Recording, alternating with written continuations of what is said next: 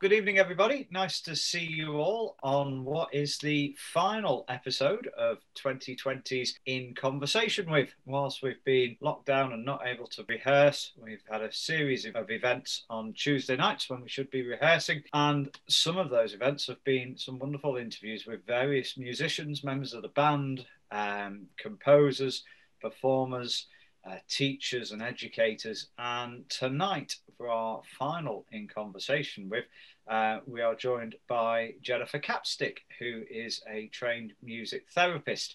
And music therapy is something that's very close to my heart. I've been telling Jen that during my music degree, I studied some modules of music therapy, and I'll perhaps talk a little bit more about that as we go through. And I almost actually began training to become a music therapist, so I could have gone down that route, and still might do. Yeah, it depends how this hour goes. I might be inspired. So if you're watching live, you're very welcome to the Zoom recording here, and of course it is being recorded, so this will go out on social media and YouTube for members and anybody else who'd like to see this in the future. So if you're joining us from the future, you are also very welcome, and you can see all the other In Conversations on our YouTube channel as well, if you want to catch up on any of them. But for now, it's a very, very warm welcome to Jen Capstick. Hello. Hello. So Jen, as I've been talking to people, we always tend to start with a similar sort of question, and that is, whenever I'm speaking to a musician, what first got you interested, not necessarily in music therapy at the moment, but in music in general? And could you give us a little bit of your background as a musician? Gosh, got interested in music. I suppose as a kid, as probably many musicians did, and yeah, like just wanting to do something creative. I think I remember I was in fashion. I'm not very fashionable, but I was studying fashion, and I just said, you know what, I kind of just want to go sideways and start exploring music instead. When so was that quite? That wasn't sort of primary school then. That's more sort of. Oh no, that was like late teens. Yeah, right. Yeah. Okay. And I was like, oh, I want to just sidetrack and do something creative, and so I've always like kind of taking a risk type of thing, with kind of changing a career focus. Like I never thought music was going to be my career. I always just thought it was something I enjoyed, and I was like, actually, why not? I mean, as you can see, I am extremely fashionable, but I would imagine that fashion is quite creative as well. I think it is, yeah. A creative flair to it, hasn't it? Yeah, yeah, absolutely. But I just found it really like quite stressful, and there was so much to it at the time, and I was like, it just wasn't really for me. There was creativity in there, it just wasn't for me, and it wasn't really hitting all the boxes that I kind of wanted to do. And I was always singing and playing music, and I was like, why am I not doing that? So obviously, I know you as a singer, and you've sung with some of the big bands I direct, and sang with my quartet and things like that. So that's how I know you as a musician. But did you start before then, sort of singing and playing music? Yeah. So I'd done a degree in music in Liverpool Uni in 2014. I graduated. So yeah, like being in and out of little bands and singing in choirs and different things like that, and yeah, and chamber choirs on occasion, like throughout uni, I guess. Yeah, that's maybe early 20s. That was when I started exploring that more. And then yeah, I kind of went into teaching really quickly.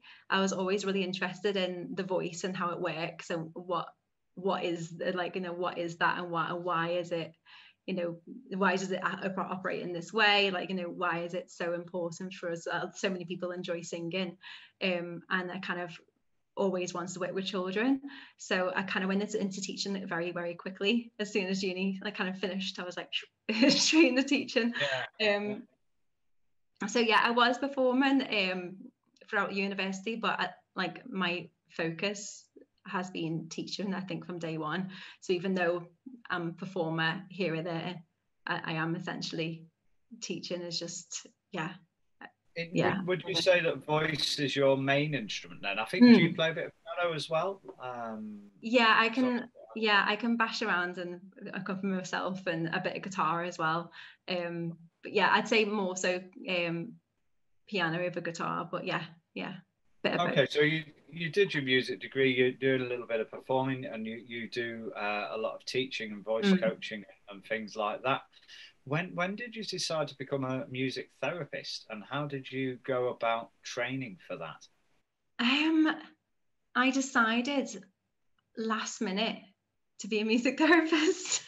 So I applied for a course like in the July, like last minute, and just was like, because I've always worked with just so many different walks of people, and I was currently working with people with special needs or additional needs, and I seen like music had this amazing ability to increase communication and relax, and just it was just a way in to some people as well, like, you know, to it was just always, I was always curious about psychology and music and how that married together, and then a last minute thing, I was like, you know what, I just want to go do a course. It was a 3-year course, and that's why I was always like, oh, so long, it's such a long course. So That's last minute part-time. I was like, let's just do it. Was that a part-time, 3-year part-time course? Yeah, 3 years part-time. So I couldn't have done a full-time one. I mean, it'd be great if people can do that, but a full-time was just not practical. Would full-time be a 2-year course or an 18-month course then? It's a 2-year course as far as I'm aware in most institutes, and then I think there is a 1-year intensive course as well somewhere, but I'm not too sure. But yeah, I mean, even 3 years was intense. Like it was hard going, and at times it did feel like a full-time course, because you were always kind of thinking about it and working on the different aspects of it. So it was a very, very intense course. This will be the most intense 3 years I've ever had. And where did you study? Where did you do your course?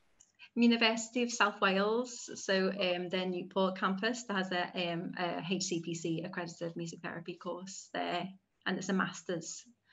We'll talk a little bit more about the courses and things that are available to us, and how you might get into music therapy if anybody listening is sort of thinking about going down that route. But I'd like to talk to you a little bit about the differences between music therapy and music as a therapeutic, or the benefits of therapeutic music. You know, music therapy isn't just listening necessarily to your favorite piece of music, is it? And sort of having therapeutic benefits from music. It's a very different kettle of fish, and I wonder if you could describe that difference to us. I think the main difference that I talk about when people say what is music therapy, I would say it is like counselling and psychotherapy. So if you're using music for therapeutic reasons, so maybe it relaxes you, or you meditate, or brings down your stress levels, or maybe it's to calm someone, or whatever it might be, then that is like kind of within the moment.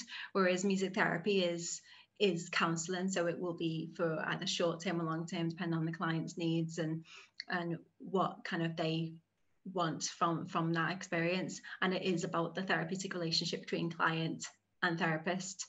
So like occupational therapy or physiotherapy, speech and language, they are all therapists. So music therapist is exactly the same.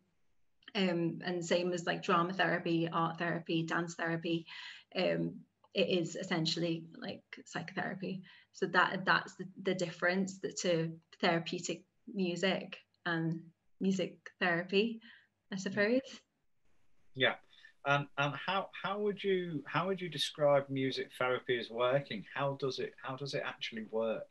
How does it bring those benefits to your clients? I think because it focuses on like relationship, like clear boundaries, trust, and it's evidence based, like, and outcome measures, like kind of like the evidence base is like stable. I suppose it just the out like I suppose with music therapy there's like the empathy as well with your client. You're building that relationship, so it might be something that they've maybe missed, to say if they got like an attachment difficulty, it might be modeling a relationship that they might never had before, and suddenly they're able to go, oh, so this is how this relationship can work.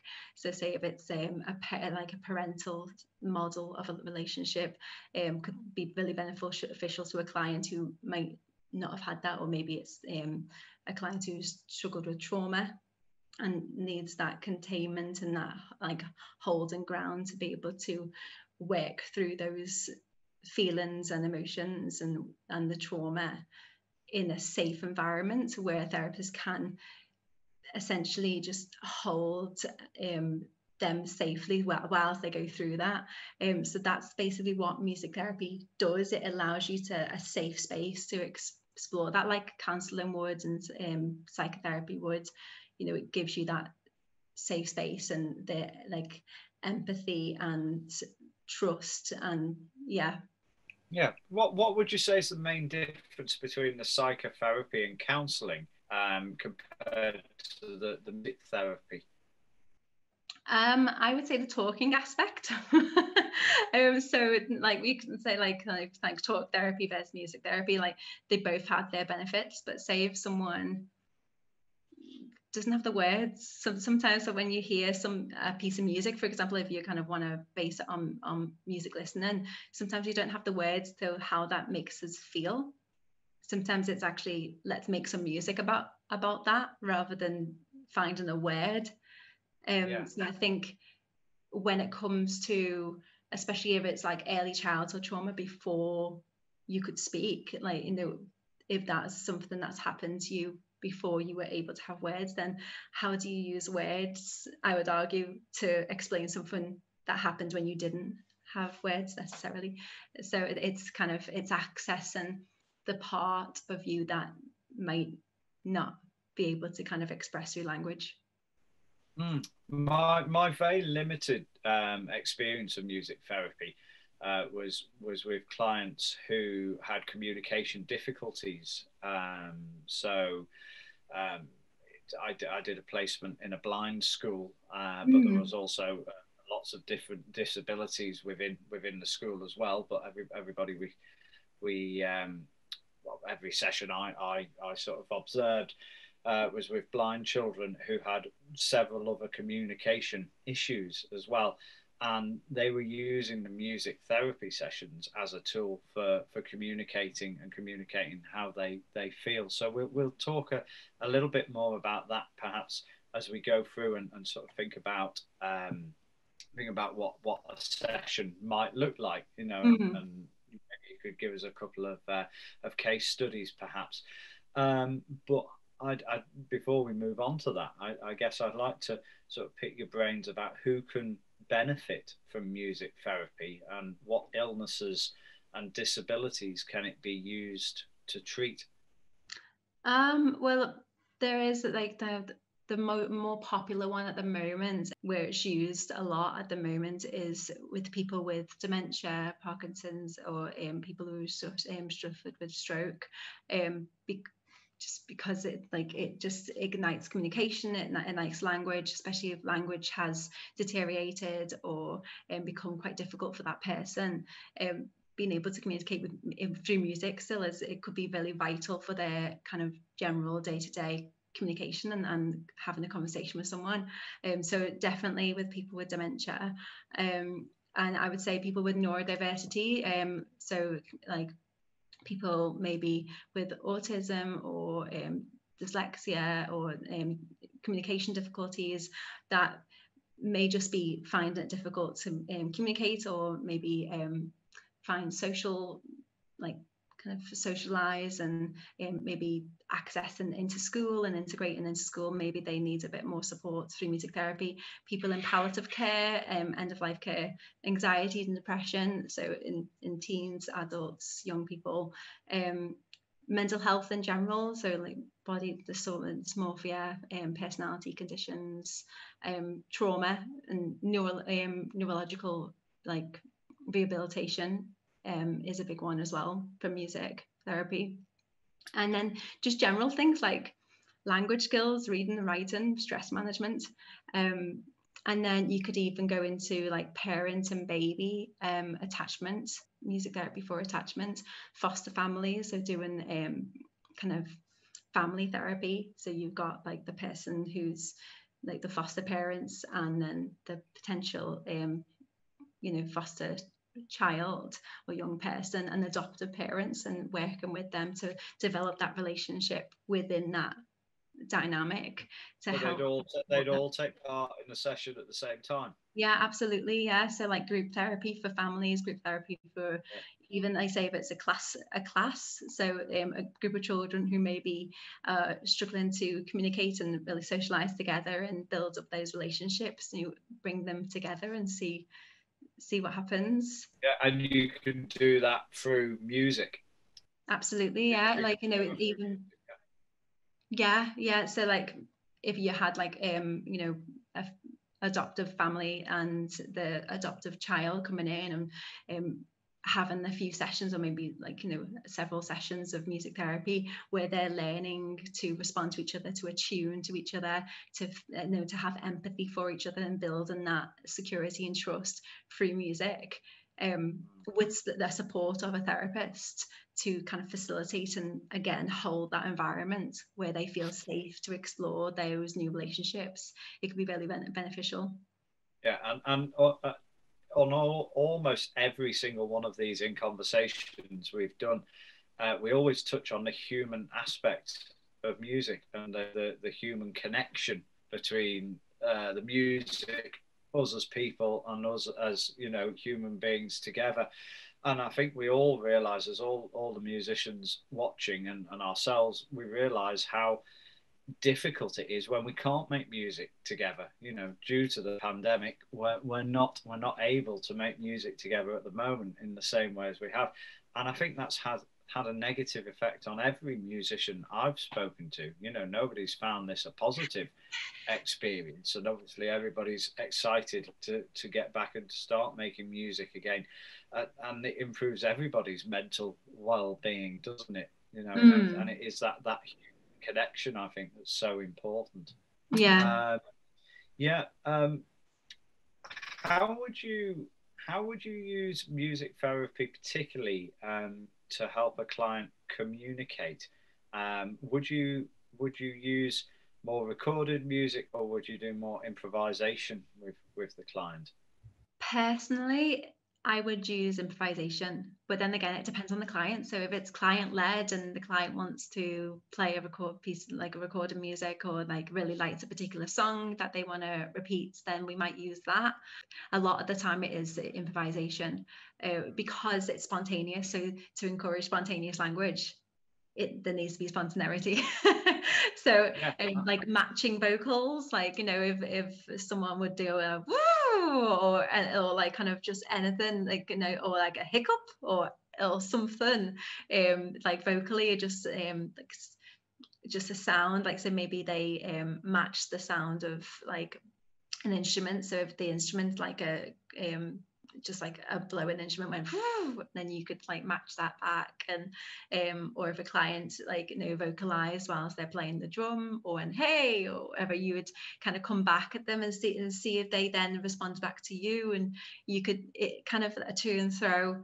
And even if it's not vocally, I mean, a lot of it would be vocally, but say if someone has, for example, slexmecism, so you might find that they might communicate absolutely fine through a drum. So you could have a whole conversation with them through a drum.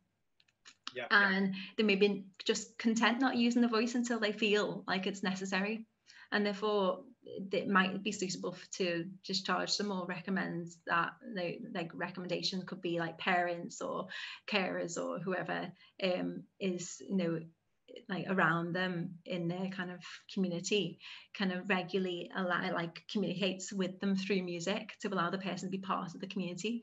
And it's not necessary that they always have to talk or to be part of that social group wherever they are.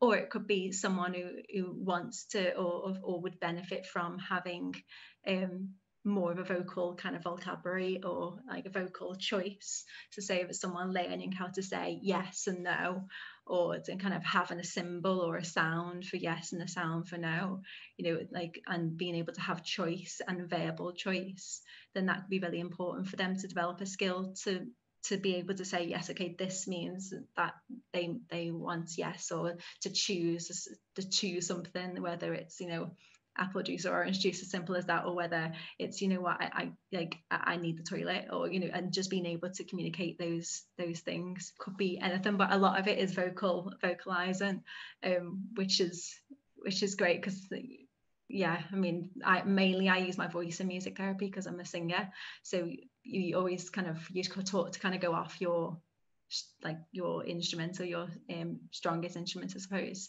So that is a lot of what I do. Go straight into the improvisation of vocals.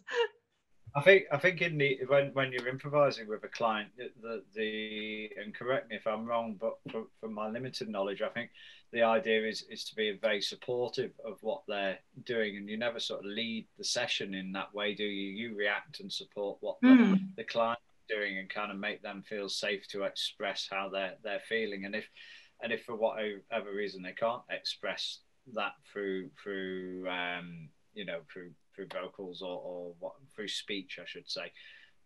They can do it with the instrument they're playing. And I read at the time when I was looking at it, I read several case studies about clients who couldn't express really much. So, but give them a drum, and they could, if they were really angry or fed up that day, they could absolutely go to town on this drum and give it the beans.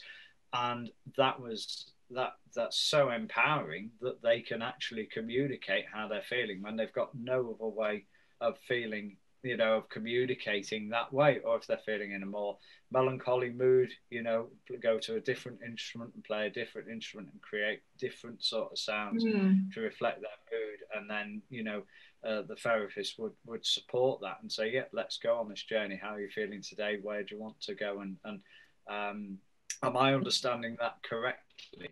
Yeah, absolutely. It would be client led. We do try and like allow the client to lead as best. Sometimes it can be a bit more directive if like the client is becoming distressed with those sounds, or something, or like really we kind of think that they might be kind of spiraling or detrimental. Like, you know, we can kind of guide them away from that, or guide them through it if they need extra support. But yeah, it is essentially client led. Yeah.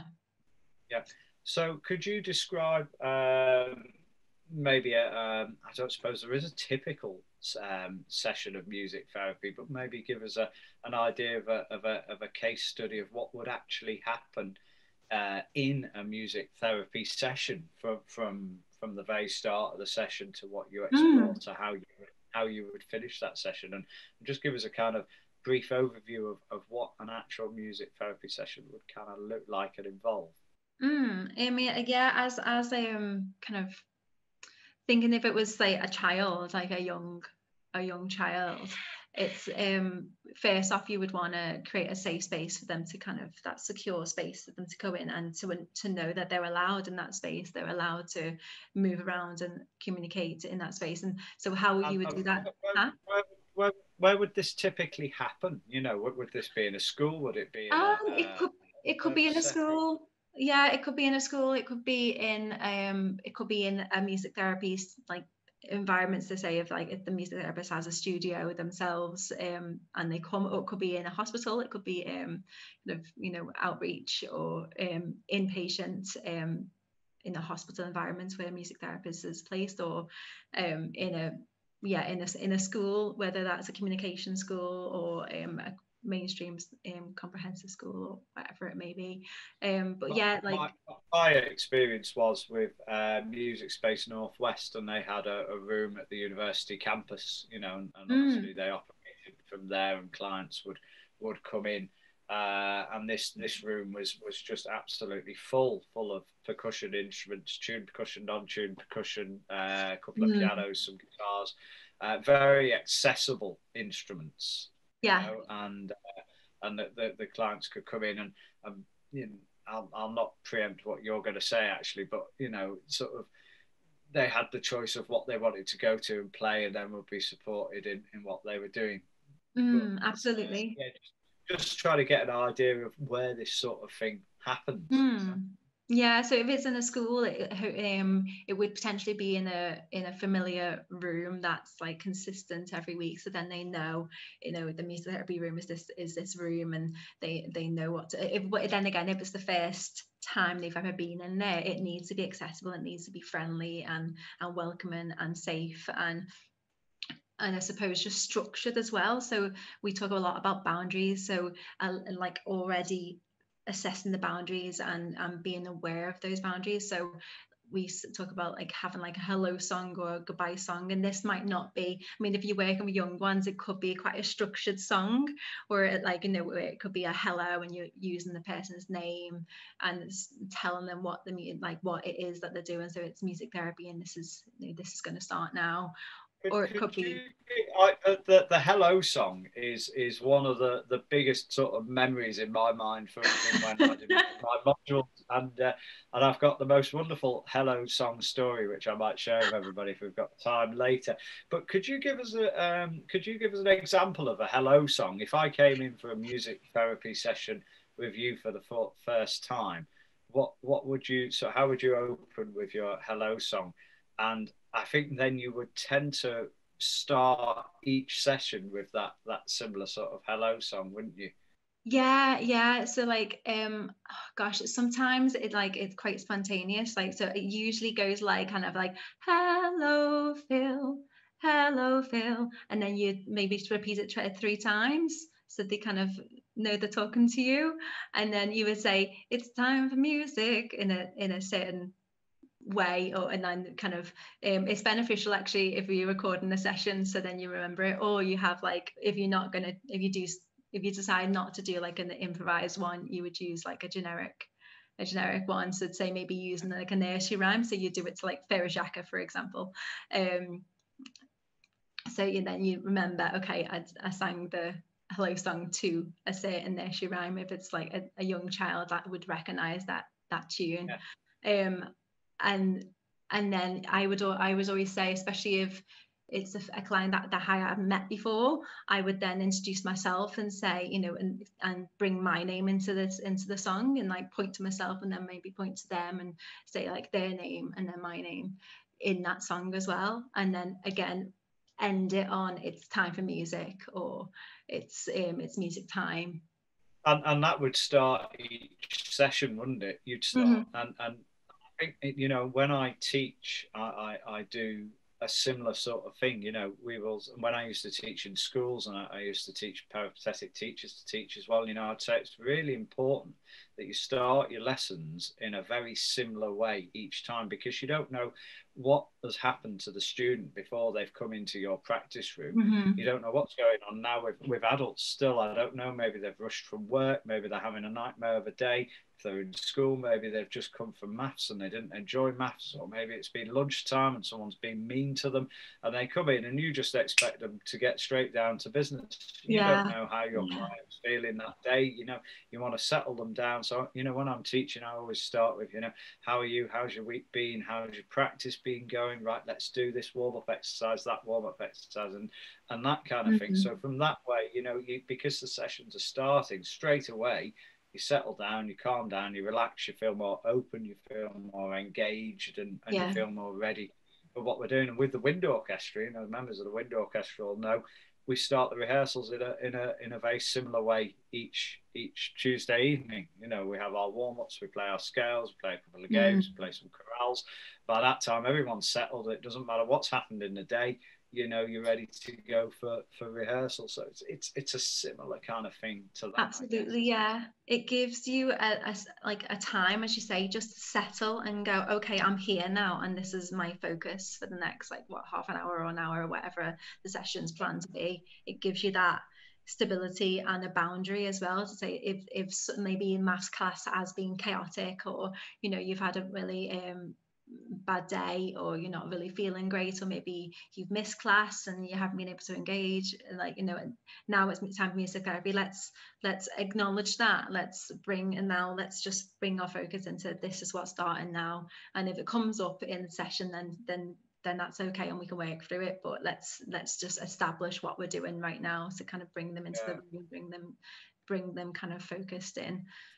So I'm going to tell my hello story, because I can't stop thinking about it. Please do. I was observing some music therapy session in a blind school, and I'll change the names for this case study.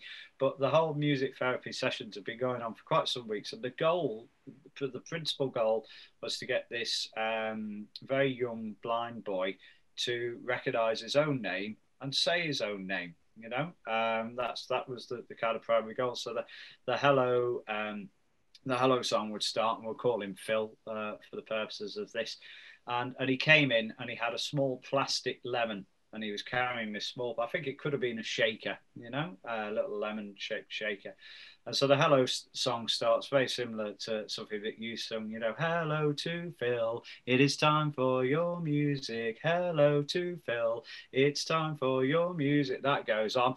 And the last line was something like, it's music time for, and you're hoping the client is going to go, Phil, hey, brilliant. You got that sort of self-awareness.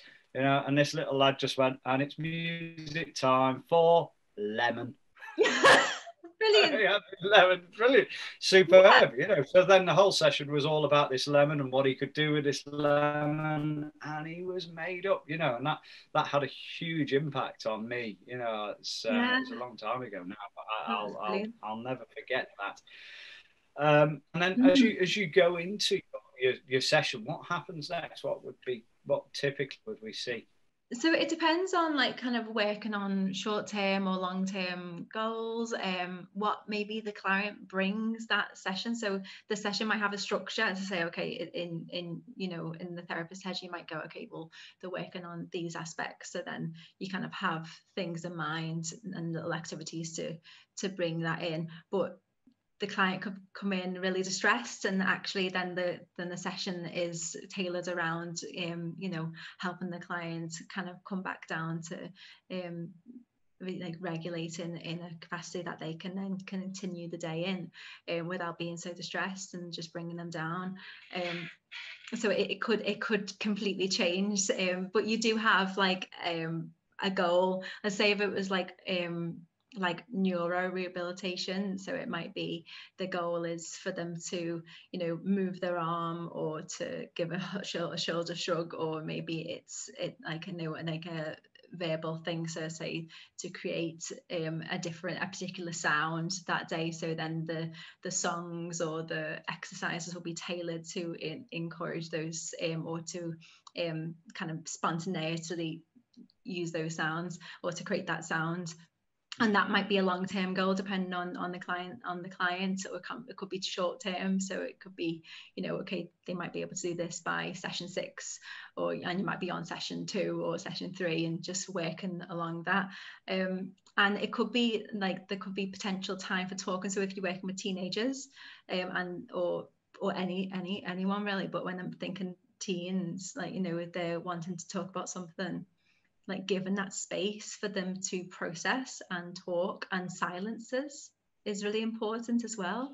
So not just to kind of go from one activity to the next and to the next and to the next, because that could be quite just disjointing, and there's so much going on. And if you're working with something that's really delicate or really difficult for the client, it's really important for them to have that time to go, okay, what just happened in that improvisation, giving them space to talk about it, or giving them space just to sit and reflect, and making sure that at the end, they have the session is closed properly, so they're not going to be leaving the session with distress, or adverse difficulties, and then it's going to ruin the day or ruin the week.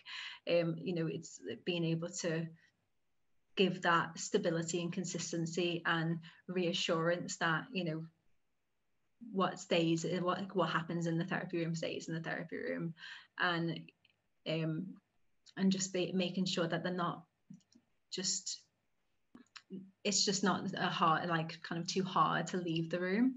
So being able to leave the room. So again, a goodbye song really helps, like, and to give them like a warning sign, say if it's 10 minutes to go, you know, allowing them to say, okay, it's 10 minutes, we've got 10 minutes left. So then they have got time to say, okay, so what do we want to do for these next 10 minutes that are going to be able to allow us to leave the space in the mindset we want to leave. And then saying a goodbye song as well. So it could be similar to the hello song, or it could be slightly different, or you know, making sure it's not like, I always think about avoiding like major or minor feels. So if the hello song's a major and the goodbye song's a minor, it suggests that it's sad to leave, which wouldn't be beneficial. So kind of making sure that you're not kind of assuming the feel. Yeah, I suppose you know, you don't want to bring preconceived ideas to any of this, do you? Mm-mm. You don't, yeah, because obviously, you know, we're Western classically trained musicians, and we've got these preconceived ideas of structural harmony and form and tonality, and that's not really what it's about, is it? Music therapy isn't about creating perfectly crafted compositions. It's possibly more about exploring the psychological aspects through musical improvisation on accessible instruments. You know, what sort of instruments would you have in your therapy room, stereotypically?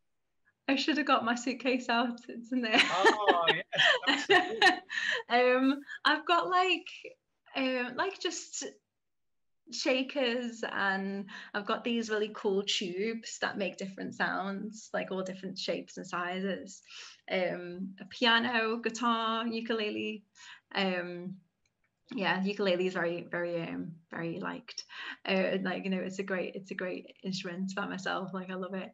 And then obviously voice, drums are quite popular in music therapy room. You know, you see them quite often. I remember being, it was the first time I'd seen an ocean drum, actually, when I did music therapy. A very large sort of drum, about that deep, isn't it? And you can obviously play it with the skin, but it's full of, I don't know, beads or something inside, or sand or something. And as you tip it, it's a bit like a rain stick, isn't it? And it goes, oh yeah, a rain stick, got one of those, an ocean and things like that, and it's, you know, some magical sounding musical instruments. Or thunder drum as well, they're great. Oh yes. And some, you know, instruments you can play in very, very different ways. You can make a big loud sound on it, or you can make very nice soft sounds. And if you've got a client that's perhaps coming in playing very, very soft sounds, you would support that with sort of soft sounds yourself, wouldn't you? And I remember the first music therapy lecture I went to. We went into this music therapy room surrounded, and this is, you know, we're talking like 15 second year music degree students, and we all sat around and picked sort of various percussion instruments, and the music therapist just said, right, somebody start and everybody else respond. Listen to what you hear, try and support it and respond to what you hear. It was a 2-hour lecture, and we were still improvising 2 hours, 20 minutes later, you know, because we just got so into it. And she said, I just didn't want to stop you. Music therapist said, I didn't want to stop. We'll pick it up next time, you know. And it was quite an incredible thing. It was quite, it began very structured and musical, but then it became looser and more communicative as it went through. You know, if you think about music students, we must have form, and we must have, you know, 4-bar phrases, and we must have a pulse and all this sort of stuff. And it got looser and more creative and more conversational as it went on. It's very interesting. So I imagine you've got to be a certain type of musician to be able to respond to a client improvising in the right way, and not just go, but I really like these chord changes, and play that on the piano. It's not that kind of music making, is it? and that's why the training is so essential for music therapists. You know, not anyone can just offer music therapy. You have to, you know, go through your own, why do you want to end, you know, those questions like, why do you want to end it in the, like, the tonic, like what is that, you know, why does it have to be ended in that, like a perfect cadence or whatever, or why is it, why do you know, go towards a more of a major key or a minor key, or more of a, you know, is it, you know, why is Western music so interesting to you, you know, or like, you know, or yeah, you need to know why you go towards different things, because it's not about you in the therapy room. So, and you know, so, and it could even come down to like in the training, you know, you go, it is like really intensive, because you have to, like, you know, figure out what your buttons are, you know, so then a client comes in and, you know, they're pressing your buttons, like, you know, that's not great, because then you might get frustrated or feel angry or really sad or upset or happy, and you know, say if the client really reminds you of someone that you really care for, you know, there could be a feeling of, oh, I need to fix this person, which again could be really detrimental to the client, because it's not about your want to fix them, or say if clients are at like, you know, end of life, and suddenly that's becoming really difficult for you to process, because, you know, like, oh well, I need to, why do they have to die, or, you know, or pass away, you know, that could be really detrimental to the client who's going through it themselves. So yeah, absolutely, like, you have to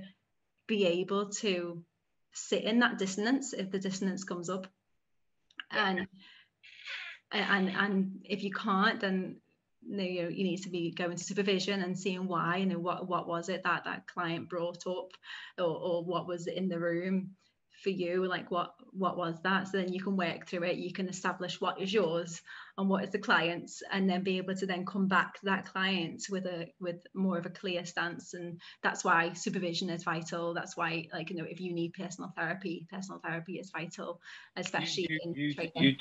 You do as a therapist have to have therapy yourself, don't you? Do you have to have a certain You have to have supervision.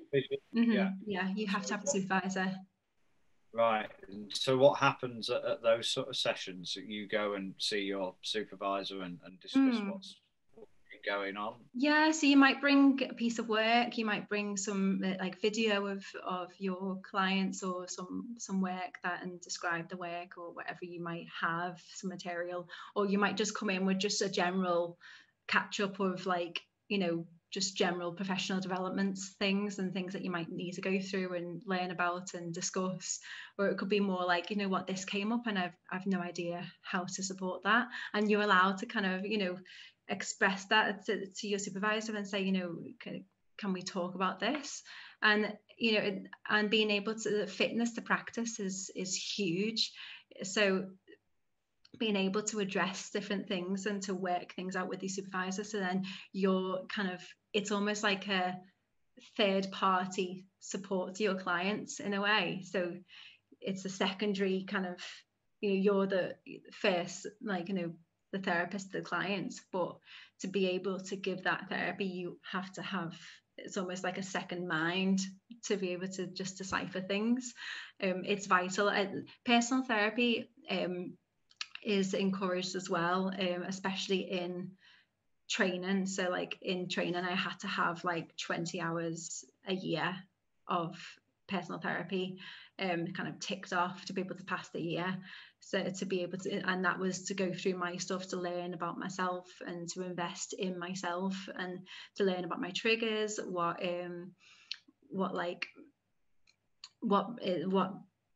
just I find difficult, or like my personal life and my like kind of childhood, and how I behave, like my behavioral triggers, and and what I find really difficult. What was that, music therapy, or was it psychological therapy? I actually chose art therapy for my personal therapy, because you know, you kind of, they gave you that allowance to explore whatever therapy you wanted to. There was, like, you know, guidelines to what you could and couldn't explore, but yeah, art therapy was what I went for, which was really interesting. Yeah. I was just wondering if we could, just for a couple of minutes, discuss the relationship that's developed between the client and the therapist, and how important is that to the therapy? It brings trust, it brings resilience. Like the relationship is key, like to be consistent, like, you know, it gives you boundaries, a focus, and and because you're given the client a steady mind and a steady focus, like as a therapist, you know, you know if you're chaotic yourself, you know, you're not able to support another person. So being steadied is huge for that relationship. And then as a therapist, we absolutely have to be in tune with our own needs, as I just expressed, and reactions, defenses, experiences, before we enter into a new relationship with a client who is relying on their therapist to hold and to contain them in, you know, in their work, and, you know, potentially difficult feelings, and, like, you know, trauma or physical life-changing experiences. So this is why that, like, the relationship is vital, because you're essentially, you know, you're sharing these really, you know, potentially really difficult things to another person. So to be able to do that, the relationship has to be strong and has to be secure and consistent, like the consistency, like the stability. Like if say the therapist was late every single time, you know, that's not consistent. Or if it's, or like, you know, it's a half an hour here and then next minute you're in for an hour, and the therapist might, you know, just be a bit sleepy, or, you know, it's not a consistent like a relationship, and therefore the client will not open up, or they might open up and then feel really rejected, or, you know, just not listened to. So it, like the relationship is paramount. Like that's the most important thing. That's the first thing you like learn about really in training, as well as the relationship. Like it is vital, because you will not get anywhere without it. Again, we're back to the human connection, aren't we? You know, and it's the same. You know, it's the same for a teacher or a musical director. You know, the more of the line of work I'm in. If every Tuesday night I turned up a bit late and seemed like I was disorganised and didn't know what was going on, the band in front of me would be going, "Oh well, he doesn't really seem to know what's going. Doesn't seem to be too bothered. I'm not going to, you know, do as best as I can. I'll rock up a bit late, and actually, who really cares about the whole thing anyway?" And everything just starts to crumble to bits, then, doesn't it? Mm-hmm. You know, it's fascinating talking to you, and I'm aware we're coming close to the end of Oh our gosh. interview. I'm just going to rattle through a couple of questions from members, Jen. So this one comes from Carla. I am doing a BA in classical music and would like to volunteer in music therapy. How would I go about that? So I would suggest like finding a music therapist, like local music therapists, who like just contact music therapy in your area, and ask them if you can come and maybe observe and be an extra person. I think the main thing, the main question is like, just, is it ethical for the client, for another person to be in the space? But then again, you know, TAs, teachers, OTs might be in that space already. So then if you're, you know, acting as that additional support, then maybe that is ethical and beneficial to the client. And also just yeah, just finding a music therapist to see if you can bounce off them is I just wouldn't suggest like offering music therapy voluntary by yourself, because that could, like, it's just, you might end up in quite a bit of a mess with yeah, it would just like, oh gosh, what do I do? Especially if, like, you know, a client like something really difficult comes up. So it's just being able to like have that support of a music therapist. Yeah, where's the main place in the northwest? What's the main kind of point of contact? Because I'm sort of only really aware of Nordoff Robbins in London, which is where I was looking at potentially studying. But what locally? What's sort of going on music therapy wise? Who are the movers and shakers? So I'm involved in it with a company called Musability. So they're based in the northwest, and then there is other companies in the Northwest. There's Northrop Robbins in Manchester. They're in Manchester as well.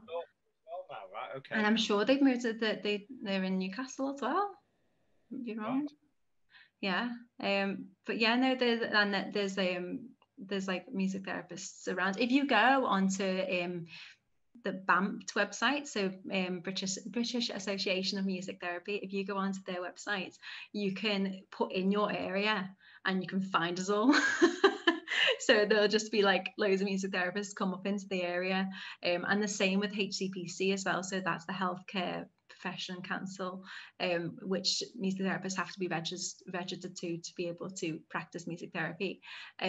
We are all registered there as well. So if you looking in this particular area, say Northwest, we all just come up on that as well. So yeah, there's not that many, I don't think, in the Northwest music therapist. I don't know, I might be wrong, but when I was training, I remember thinking there's not that many, but who are there brilliant, like Musability are brilliant. Great, and maybe you could let me have a link to that, and we could send it around the members as well, and then we can send that around. People find out. I'm just looking at my bookcase in the corner, and I've got a shelf of music therapy case studies books from yeah 20 years ago. Which, if people wanted to find out more, which particular texts would you recommend? Maybe as an introduction into music therapy. Tony Wigram, I can't speak today. Tony Wigram's book, 2004 Improvisation Book is quite a good one. I know I use that a lot. That's great, and it gives you an insight of like how improvisation works within music therapy. It talks about the relationship. It talks about how to hold and contain the space and the client through music. It actually has a CD with it as well, which is quite handy and shows you different aspects of music, and it has written music as well and different techniques to explore as a what music therapists explore. I did find it like there's a great book. It's from New Zealand. It's loads of music therapists from New Zealand who've done like little case studies, which is really good. So I'll have to find out what it's called. Yeah, again, we could send that around. I could have a look at my little list.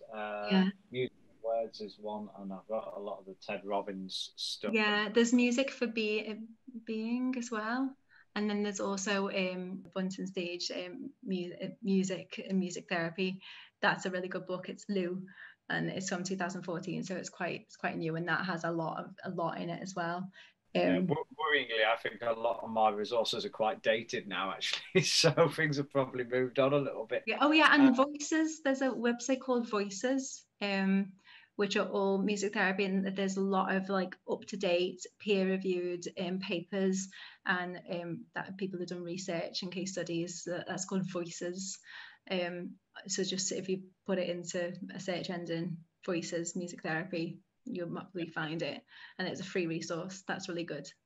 I find the whole topic absolutely fascinating, and there's far too little time in an hour to chat, but about everything involved in music therapy. But thanks for coming and having a bit of an informal discussion about it.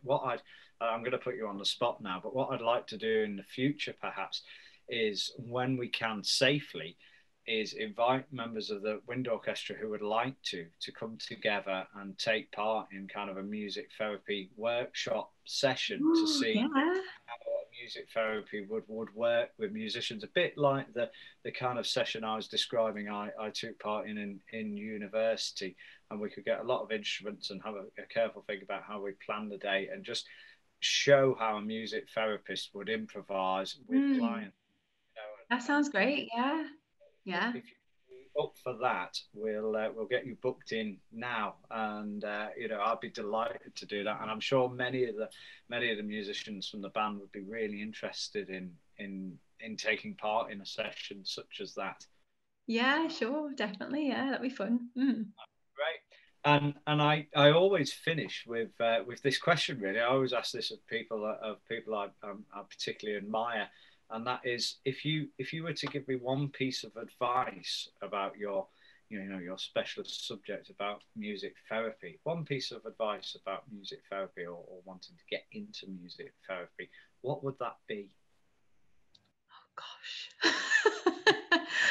I would say I would say go with like it, just go with your love for music, and listening is key. So like just yeah, like listening to your like people around you and your students, and like if you're noticing different, if someone's coming up to you and saying, I need to talk to you about this, and you're naturally just that person that they're coming to, and be in that ear, and so like hopefully slowly, if that's something that you want to go into, that's the main thing, is listening and giving that space in your mind to just calm yourself, and to listen to that other person is a vital aspect of being a music therapist. And that's the one thing I'm always working on, is I need to just bring myself down to have space and have silence to let someone else. We've had three interviews recently. One with a prolific composer, one with a teacher of the deaf, one with a music therapist, and they've all answered that question with listening. Isn't that interesting? Huh. Listening is key. Listening to what people have to say, what people have to play, and again, it's about that human connection. I think it really is. And the fact that I really enjoyed your sentence of go with the love of music, go with your love of music, and I think that's the sentence to end on, or could even be the tagline for our interview. Jennifer Capstick, music therapist, go with your love of music. So thanks so much for joining us tonight. It's been an absolute delight to talk to you, and I hope we'll be once again performing together very soon as well. If you are stopping for the pub, you can stay on the link and the recording will stop and you can join in. Everybody will be unmuted and we can see everybody and have a little chat. But for the purposes of MWO in conversation, thank you very much, everybody. Stay safe, look after each other. Huge thanks to Jen Capstick, and bye-bye for now.